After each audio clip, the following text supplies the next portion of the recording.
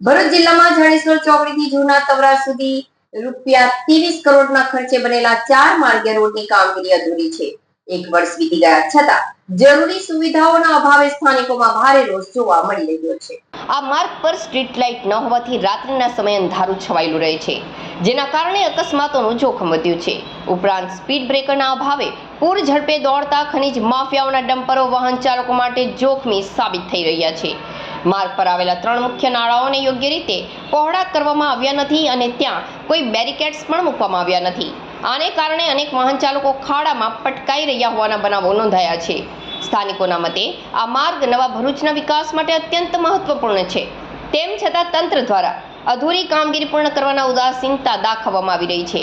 અનેક રજૂઆતો છતાં કોઈ નક્કર પગલાં લેવાયા ન હોવાથી લોકોમાં રોષ વધી રહ્યો છે. સ્થાનિકોએ તંત્રને વહેલી તકે રોડની બાકી કામગીરી પૂર્ણ કરવા, સ્ટ્રીટ લાઇટ, સ્પીડ બ્રેકર અને નાળાઓ પર સુરક્ષા વ્યવસ્થા ઊભી કરવાની માંગ કરી છે, જેથી અકસ્માતોને અટકાવી શકાય.